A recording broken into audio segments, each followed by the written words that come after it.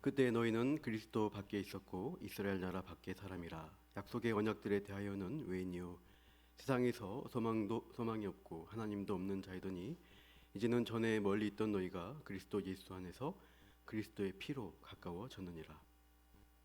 그는 우리의 화평이신지라. 둘로 하나를 만드사 원수된 것 곧 중간에 막힌 담을 자기 육체로 하시고 법조문으로 된 계명의 율법을 폐하셨으니 이는 이 둘로 자기 안에서 한 세 사람을 지어 화평하게 하시고 또 십자가로 이 둘을 한 몸으로 하나님과 화목하게 하려 하심이라.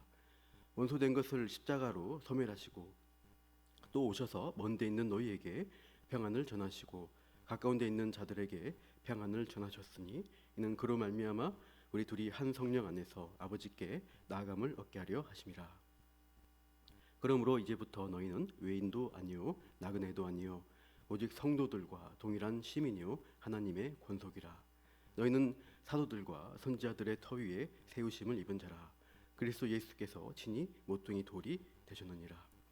그의 안에서 건물마다 서로 연결하여 주 안에서 성전이 되어가고 너희도 성령 안에서 하나님이 거하실 처소가 되기 위하여 그리스도 예수 안에서 함께 지어져 가느니라. 아멘. 진짜 뭐의 응어이 tôi tên là Trọng Mục Sư. 무슨 말일까요? 베트남어로 안녕하세요 여러분, 저는 정 목사입니다 라는 인사말입니다. 회중 앞에서 이렇게 인사했어가지고 한번 해봤습니다. 여기 회중석에 계신 성도님들 앞뒤 옆에 보시고 서로 인사하시죠. 사랑하고 축복합니다.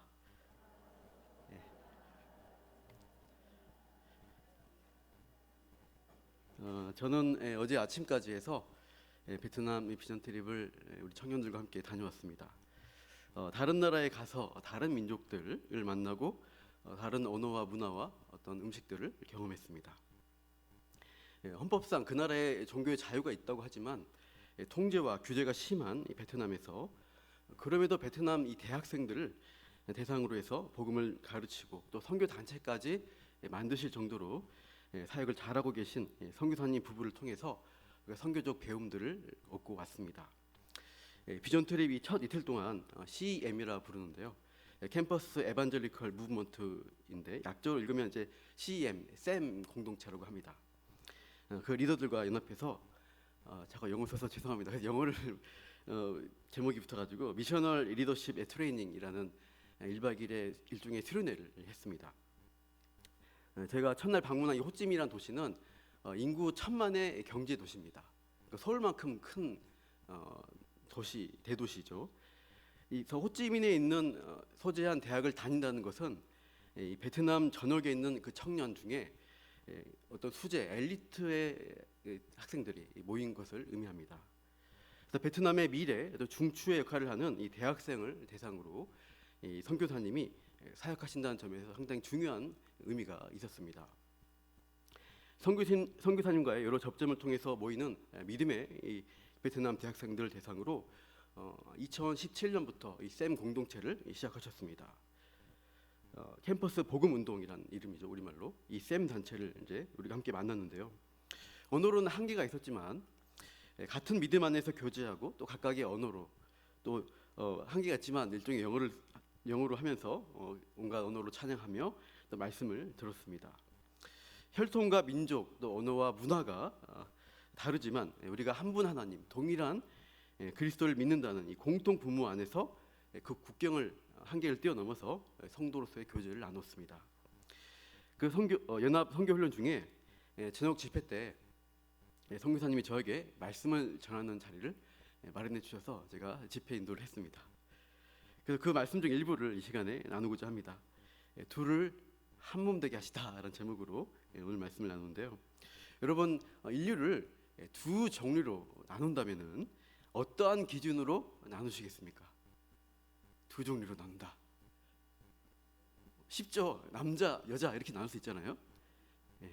아니면 나이로 하면 어린이냐 어른이냐 이렇게 나눌 수도 있습니다. 성별, 나이 이런 것들을 어떤 기준을 가지면 나눌 수 있습니다. 또 하나 더 질문 드리면 군인들은 어떻게 나눌까요? 여기 군인 청년 좀 있죠. 군인이 인류를 두 종류로 나눈다. 군인의 관점에서 한다면 어떻게 볼까요? 군인과 민간인으로 나눕니다. 제가 군복 무할 때 일인데요. 좀 짬밥이 되면은 군대에서 지급한 물건 말고 외부에서 좀 이제 필요한 것들을 이렇게 구해온 경우가 있었습니다. 그러니까 군용 장갑이 아니고 이제 밖에서 사온 장갑이나 좀 따뜻한 내복 이런 것들을 이제 휴가 갔을 때 개인적으로 이제 구해온 것이죠. 그때 우리는 그런 물건들을 싸제라고 불렀습니다. 그러니까 군대에서 이제 모든 물건을 가지고 이게 군용이냐 싸제냐 이렇게 두 가지로 구분했었던 기억이 납니다. 우리 각자는 자신의 정체성을 표현하려고 할 때 내가 가진 것들 어떤 내 자격을 가지고 구별하고 차별화시키려고 합니다. 나 자신이나 내가 속한 집단이 어떠하느냐 이 자부심을 갖기를 원하면서 그러한 나에게 유리한 기준들을 내세우는 것을 좋아합니다. 나는 어디 지역 출신이다. 나는 무슨 대학을 다녔다. 나는 이런 인지도 있는 회사를 다니는 회사원이다. 나는 이 정도 재력을 갖춘 중산층, 상류층이다. 그래서 어떻게 해요? 명품으로 옷을 이제 해가지고 휘감기도 하고 좋은 차를 통해서 자신을 차별화시키려고 합니다. 베트남 같은 외국에 나갔을 때 이렇게 할 수 있죠. 나는 한국 사람이다. 나는 좀 잘 사는 나라에서 왔다. 이런 식의 자기를 좀 이제 부각시키는 일들을 할 수 있습니다. 제가 베트남 곳에 다녀보니까 베트남어 간판 아래에 많은 이제 외국어가 쓰여 있는데 한국어가 많더라고요. 신기하게도. 그래서 마사지, 분짜, 바비큐 이런 것들이 한글로 돼 있습니다. 그 중에 제일 많은 글자가 마사지였습니다. 그래서 한국 사람들이 그만큼 베트남 가면은 마사지를 받으시는가 이런 생각도 했습니다. 아무튼 이 한국 사람, 베트남 사람 이런 기준을 가지고 민족과 국적으로 구별하기도 하고 또 여러 가지 기준을 가지고 사람을 타인과 구분하면서 우리가 살아갑니다. 그렇게 구분할 때 난 좀 더 월등한 인정을 받고 대우를 받는 그런 편에 있기를 바라는 심리를 가지고 있죠. 그런데 영적인 관점, 성경적 관점으로 보게 되면 사람을 구분하는 기준이 달라야 합니다. 성경도 인류를 두 종류로 나누는 관점을 가지고 있습니다. 뭘까요? 우리가 많이 알죠. 죄인이냐 의인이냐, 택한 백성이냐 유기된 백성이냐, 선택받았느냐 그렇지 않느냐 이런 기준들이 있습니다. 하나님을 믿느냐 우상을 숭배하느냐 이 두 가지로 나눠집니다. 그런 영적 신앙적 차원에서 구분할 수 있는데요. 영적인 의미에서 중요한 이 본질적 차이점을 우리가 가지고 있지만 우리가 일상을 살아갈 때는 보이는 현실에 초점을 맞춰서 또 현실의 사소한 것들을 가지고 그 차이점에 집중해서 차별화하려고 합니다. 근데 우리가 잘 생각해 보면 우리는 보다 동일한 인간으로서의 특징들을 공유하고 있다는 사실을 알 수 있습니다. 여러분 옆에 있는 사람 얼굴을 한번 보시기 바랍니다. 얼굴 보시면 두 개씩 있어야 할 것들이 잘 있는지 한번 보십시오. 눈이 두 개 있고 귀가 두 개 있고요. 콧구멍도 두 개 있으시죠? 잘 있죠? 근데 또 한 개씩 있어야 할 것들도 있습니다. 혹시 입이 두 개인 분 있어요? 입이 두 개면 정말 피곤할 것 같습니다. 그나마 하나여서 다행이다. 그런 분들 옆에 계시죠? 반면에 우리 귀는 두 개 있습니다. 그러니까 우리가 어떻게 돼요? 듣고 경청한 일을 두 배로 할 수 있어야겠죠. 여기 하나님이 우리를 지으신 어떤 뜻이 아닐까 생각하는데 말은 좀 적게 하고 더 잘 듣는 그런 모습이 성숙한 인격입니다. 사실 어떻게 보면 우리 각자는 신체적으로 얼굴 생김새와 키와 몸무게가 다르고 배경적으로 살아온 환경이 다르지만 그 인간으로서의 공통점이 훨씬 많다는 사실이 있다는 것이죠. 그러니까 인간으로서의 특징을 나타내는 유전 정보가 있는데요. 이게 우리 세포 하나하나에 정확하고 자세하게 새겨져 있습니다. PPT 한번 보여주시면 많이 배우셨죠. 이 세포 안에 이 나선으로 꼬여 있는 염색체 이 안에 정보들이 들어가 있습니다. 인간은 총 23개의 염색체 쌍을 가지고 있습니다. 이걸 이제 우리가 중학교, 고등학교 과학 시간에 많이 배우셨습니다. 2003년도에 인간 게놈 프로젝트라고 해서 우리 유전자 전체를 이렇게 지도화, 전체를 그리는 이런 지도들이 발표가 됐고 여러 동물들도 이렇게 정리가 되고 있습니다. 이 원형 도표 보시면 이건 한국 서울대 의학연구팀에서 제작한 한국인의 유전 정보 지도입니다. 이렇게 이런 이제 우리 세포 안에 이런 굉장히 많은 복잡한 정보들이 있다는 것이죠. 염색체를 구성하고 있는 DNA에 엄청난 양의 유전 정보가 담겨 있는데, 그러니까 같은 한국 사람끼리도 좀 보다 보면 우리가 다른 특징들을 발견합니다. 근데 저희 비전 트립 팀이 만나서 교제했던 베트남 사람은 더 많이 또 다르죠. 그러니까 이 유전 정보의 차이가 한국 사람과 베트남 사람 또 우리 안에서의 이 차이가 얼마나 될까요? 몇 퍼센트가 나올까요? 연구 결과에 의하면 사람이라면 유전 정보가 사람이라면 99.7%가 똑같습니다. 단 0.3%의 차이로 유전적인 특징이 변화들이 나타나는 것입니다. 그러니까 여기 있는 우리 모두는 99.7%로 동일한 사람들이에요. 그러니까 눈이 2개, 손가락 10개 다 있잖아요. 좀 이제 다치거나 기형적인 현상이 없다면 그렇게 하나님이 유전 정보를 동일하게 허락하셨습니다. 한번 따라해 보시죠. 옆에 사람 보시고 당신과 나는 99% 이상 똑같습니다. 예, 너무 닮은 사람들이에요. 너무 차별하지 마세요. 닮은 사람이구나. 고작 0.3% 유전적 차이로 이런 나타난 그런 좀 다른 특징 가지고 서로 차별하고 구별하려고 하는 모습들이 어떻게 보면 한심할 수 있다는 거죠. 하나님 보실 땐 똑같이 보이는데 서로 막 도토리 키재기를 하는 겁니다. 2000년 전에 예수님이 이 땅에 오셨을 때 유대인들이 이방인들에 대해서 그런 우월감을 가지고 이질감, 서로 차별을 했습니다. 우리는 너희들과 달라. 우리는 선민이야. 이런 종교적 이유, 어떤 민족적 어떤 우월감을 가지고 이방인을 경멸했습니다. 선택받은 백성들, 선민의식에 굉장히 자부심을 가졌죠. 지금도 그렇지만 타민족을 대할 때 유대인들이 어떤 그런 우월감을 가지고 있습니다. 그 당시에 로마 시대에 각 민족에 속한 사람들은 나름대로의 어떤 자부심, 우월감을 자랑했습니다. 1세기 시대 속에서 로마인들은 그 우월한 군사력과 지배력을 자랑했습니다. 헬라인들은 자신들이 가진 문화적 뛰어남, 철학, 지혜를 자랑했습니다. 유대인들은 종교적인 열심으로 우리가 선민이다는 것을 자랑했죠. 여러분들은 무엇을 가지고 다른 사람에 비해서 내가 우월하다라고 느끼고 계십니까? 나는 돈이 많아. 이 세상이 돈이 강력한 힘을 발휘하는 자본주의 시대입니다. 뭐니 해도 머니가 최고죠. 이런 말들 우리가 하시게 됩니다. 나는 좀 잘생겼어. 나는 몸이 좋고 키가 크고 몸매가 괜찮아. 이렇게 외모를 자랑하는 외모지상주의도 있습니다. 나는 머리가 좋아. 똑똑한 사람이야. 지식을 자랑하기도 합니다. 나를 남보다 더 낫게 만들어주는 어떤 간판이나 포장 같은 것들을 많이 가질수록 나는 특별하고 우월해. 이런 마음이 드는 것이죠. 그러니까 내가 누군가를 이겼어. 부러우면 지는 거야. 이러면서 자기의 어떤 기분을 느끼는 것입니다. 근데 성경은 이것을 죄성이라고 부릅니다. 죄인이 그런 특징을 가지고 산다는 거예요. 로마서 10장 3절 말씀을 같이 읽어보실까요? 시작. 하나님의 의의를 모르고 자기 의의를 세우려고 힘써 하나님의 의에 복종하지 아니하였느니라.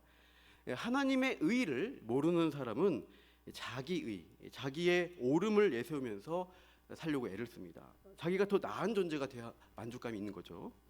더 나은 존재가 되기 위해서 열심히 공부하고 더 좋은 직장에 취업하고 실적과 매출을 올린 게 다 나쁘단 말은 아닙니다. 문제는 하나님과 상관없이 사는 사람, 하나님을 떠나서 자기 마음대로 사는 사람에게 있습니다.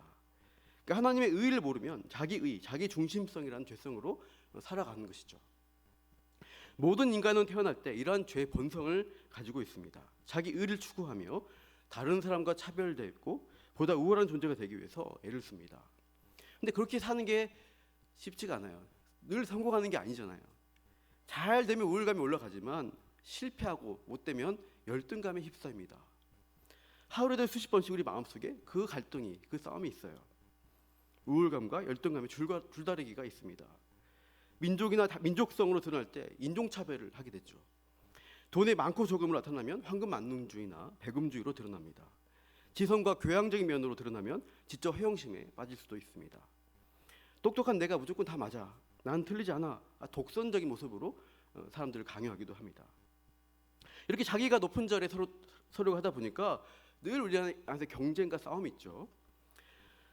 사랑하는 성도 여러분, 혹시 다름과 틀림의 차이점을 아십니까? 국어 문법에서 이 문제를 저도 내봤는데 다르다 틀리다 동사를 잘못 사용하는 경우가 종종 많이 있습니다. 다른 것과 틀린 것은 같은 의미가 아니죠. 난 너랑 틀려. 이게 맞아. 넌 틀렸어. 이렇게 말할 때 기분이 어떠세요? 그런 표현을 들으면 듣는 사람이 묘하게 기분이 나빠요. 내가 틀렸다고 말하는 어떤 지적한 느낌이 들기 때문입니다.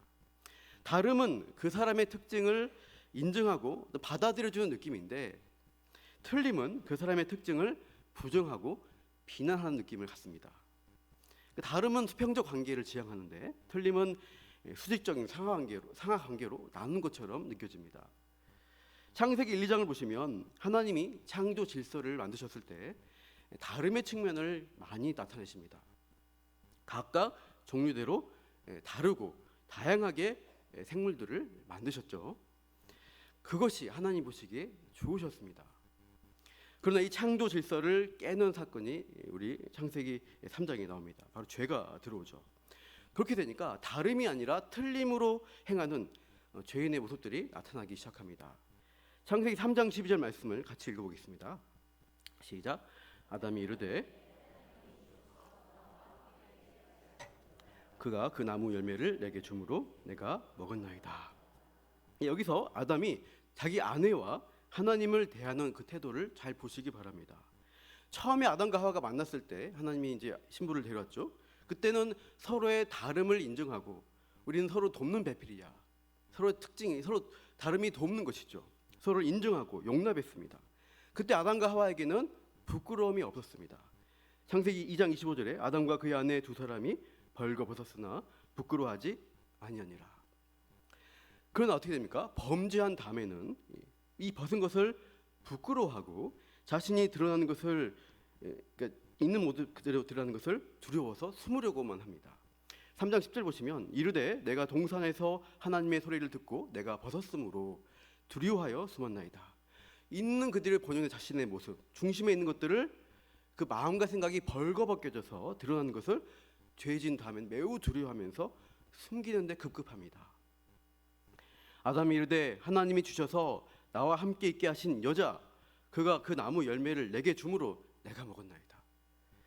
자신의 살과 뼈라고 노래하면서 서로를 인정했던, 내 몸처럼 사랑하고 보듬었던 아내를 뭐라 그래요? 저 여자, 그 여자, 나무 열매를 줘서 내가 되짓게 만든 책임을 전가합니다. 동시에 그 여자는 하나님이 주셨잖아요. 이러면서 하나님 탓까지 하고 있습니다. 죄에 빠져버린 아담은 이제 다름이 아니라 틀림으로 사람들을 또 하나님을 대하기 시작합니다. 상대를 비난하고 있어요. 자신은 괜찮은 사람인데 너 때문에 내가 이렇게 망가졌다고 불평하고 화를 냅니다. 그러면서 어떻게 해요? 떳떳하고 당당한 모습이 아니에요. 난 되었다가 아니에요. 사실 보면 남을 비난하고 난 떳떳하다 하지만 실상은 속마음에는 자신이 벌거벗었음을 알고 부끄러워합니다. 자신의 진짜인 실체가 드러날까 봐 전전긍긍하면서 나뭇잎으로 가리려고 애를 쓰는 모습으로 나타납니다. 지금 우리도 이 돈이라는 나뭇잎, 어떤 성공이라는 나뭇잎, 자신을 우월하게 만들어줄 나뭇잎으로 내 중심에 있는 부끄러움을 가리려고 애를 쓰면서 살아가고 있지 않습니까? 이 정도 갖추면 난 괜찮은 사람이다. 나는 이 정도면 좀 당당할 수 있지. 하지만 그 부끄러움이 드러날 때는 참 수치스러워 알죠. 남을 비난합니다. 저 놈들은 틀렸어. 문제가 많아. 이런 것으로 자신은 높이고 남을 낮추는 그런 나뭇잎들이 가리는 모습들이 많다는 것입니다. 이 나뭇잎 옷은 어떻습니까? 문제가 많죠. 시간이 지나면 어떻게 될까요? 다 시들어버리고 다 쓰러집니다. 제대로 된 옷이라고 할 수가 없습니다. 그래서 필요한 것이 무엇입니까? 제대로 옷다운 옷이 있어야 합니다. 영구적인 기능성 의복이 필요합니다. 그 시대로 따지면 질 좋은 가죽옷이 필요합니다. 서로에게 책임을 전가하고 나뭇잎으로 가리려고 애쓰지만 이 벌거벗겨진 수치 가운데 있는 아담과 하와에게 하나님이 어떻게 하십니까? 가죽옷을 지어서 이 죄인들을 입혀주심으로 그 수치를 가리십니다. 그때 하나님이 이 범죄한 인간에게 최초의 복음을 선포하시는데 창세기 3장 15절 유명한 말씀이죠. 같이 읽겠습니다. 내가 너로 여자와 원수가 되게 하고 내 후손도 여자의 후손과 원수가 되게 하리니 여자의 후손은 내 머리를 상하게 할 것이요 그의 발꿈치를 상하게 할 것이라 하시고, 원시복음, 원복음이라고 하는 구절입니다. 여자의 후손, 여자의 씨가 와서 이 뱀과 싸워서 이길 것을, 승리할 것을 예언하시고 있습니다. 가죽옷 또 마찬가지 어떤 구원의 의미가 담겨 있습니다. 양으로 만든 가죽옷이라고 한다면 그 옷이 어떻게 만들어졌을까요? 양의 가죽을 얻기 위해서는 양이 홀라당 옷 벗으면 될까요? 안 되죠. 양이 죽어야 가죽이 나옵니다. 순진한 양이 자기 괜한 인간이 죄져가지고 그 벌거벗은 죄인의 수치를 인간을 가리기 위해서 대신 피 흘려 죽어야지 옷을 얻게 됩니다. 누군가의 희생을 통해서, 그의 죽음을 통해서 이 죄인이 부끄러움을 가리는 온전한 옷을 입을 수 있게 되었습니다. 그 희생된 양이 누구를 예표하죠? 바로 예수 그리스도이십니다. 바울은 그리스도를 옷 입는다는 표현을 하고 있죠. 갈라디아서 3장 27절에 누구든지 그리스도와 합하기 위하여 세례를 받은 자는 그리스도로 옷 입었느니라. 이 옷은 우리가 지은 옷이 아닙니다. 우리가 지어서 입을 수 있는 옷이 아니에요. 하나님이 지어주셔야 하는 특별한 옷이에요. 죄인이라면 다 느끼고 있습니다. 가리고 싶어도 가릴 수 없는 근원적인 수치가 있다는 것. 하나님 앞에 나아갈 때 부끄러워서 도저히 다가갈 수 없는 벽이 있어요. 담이 있어요. 하나님과 사람 앞에서 자신의 옳음을 증명하려고 아담이 어떻게 합니까? 어쩔 수 없어서 그렇게 됐습니다. 나는 떳떳 한데 저 여자 때문입니다. 결국 하나님 그 여자 주셔가지고 하나님이 잘못하셨네요.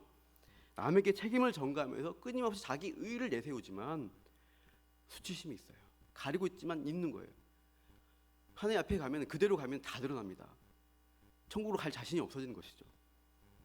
그렇게 남탓하고 있는 아담에게 하나님이 그 근원적인 부끄러움을 가려줄 수 있는 가죽옷을 지어주신 것입니다.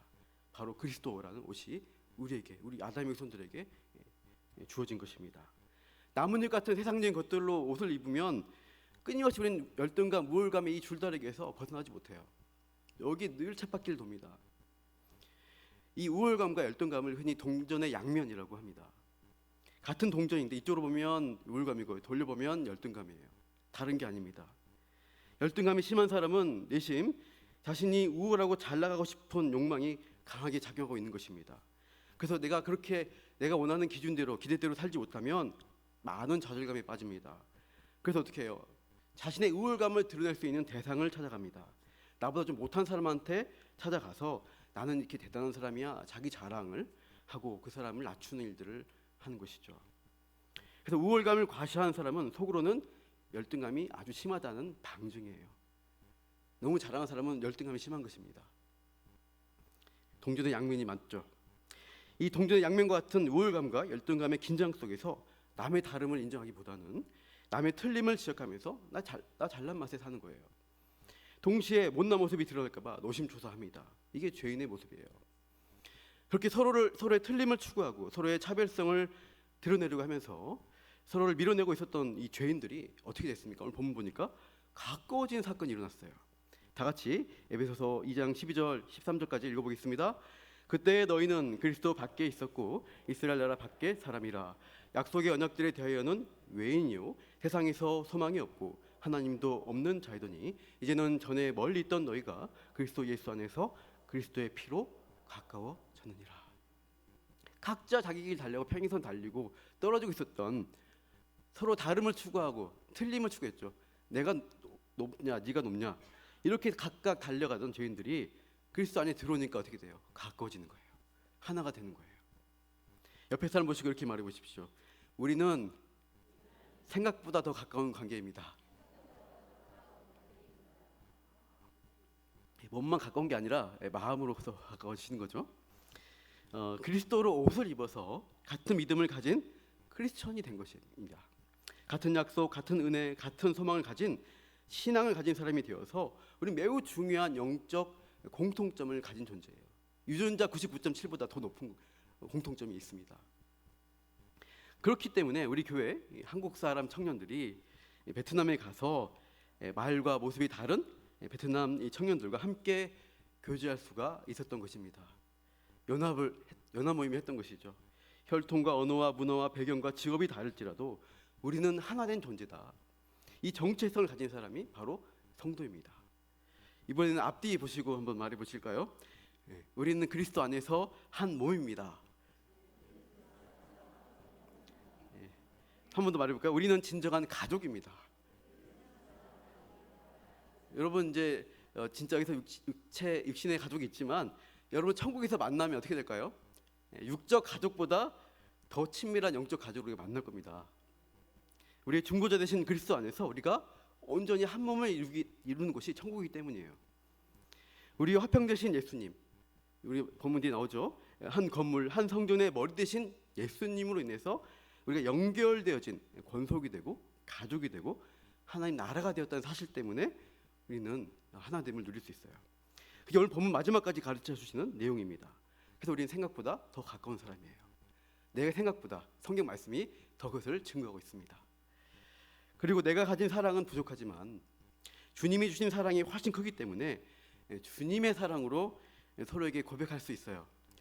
마지막으로 자, 주의 사랑을 고백을 연습해 볼게요. 여러분 막년에 사랑 고백하실 때 이벤트 뭐 해보셨죠? 이렇게 말해 보시죠. 주의 사랑으로 당신을 사랑합니다. 이렇게 말해 보시죠. 우리는 사랑의 관계입니다. 이게 성도의 연합과 하나라는 사실입니다. 저 천국에서는 더 확실한 고백을 하고 누릴 거예요. 그런데 이곳에서도 어느 정도 할 수 있습니다. 바로 송파 제일교회 공동체 안에서 그것들을 고백하고 누릴 수가 있습니다. 그리스도 예수 안에서 함께 하나 되는 몸으로서 지어져 가시고 아름다운 성화의 열매를 맺어가는 우리 모든 송파 제일교회 성도님 되시기를 축복합니다.